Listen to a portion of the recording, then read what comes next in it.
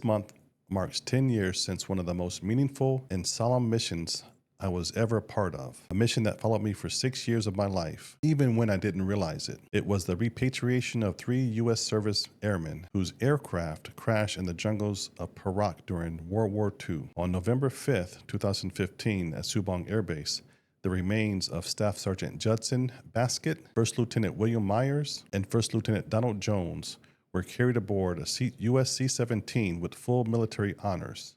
After more than 70 years, these heroes were finally going home. But this anniversary carries a deeper meaning this year for me, because recently we lost someone whose leadership shaped this mission from the very beginning, Colonel Michael Dembrowski. I call him Colonel D. Colonel Dembrowski wasn't just the U.S. Air Attaché in Kuala Lumpur. He wasn't just a former POW MIA detachment commander.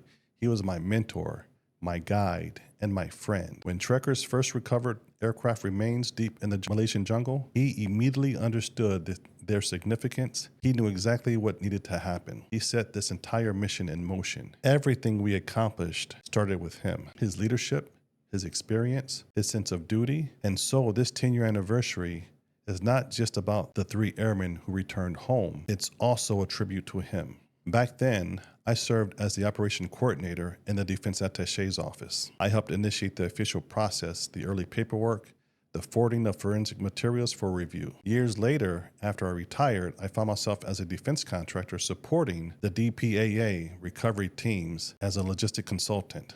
My teams transported personnel, equipment, and supplies back and forth through some of the most challenging terrain in Malaysia. And I didn't even know I was working on that very same case I helped initiate years earlier. Then came November 2015. I was assigned to manage the logistics for Secretary of Defense Ash Carter's visit to Malaysia. Along the airfield, I noticed a lone C-17 that wasn't part of our mission, and when I inquired about it, everything connected. That aircraft was there, the repatriation of the same 3 airmen whose case had begun in my hands 6 years before. During the ceremony, I spoke with the escort officers, and they told me something that I'll remember for the rest of my life. We never met anyone who was there for every phase of a mission like this, from discovery to recoveries to the final flight home. Very few people ever experienced that kind of continuity. For me, it remains one of the greatest honors of my life. More than 80,000 service members are still unaccounted for, and DPAA continues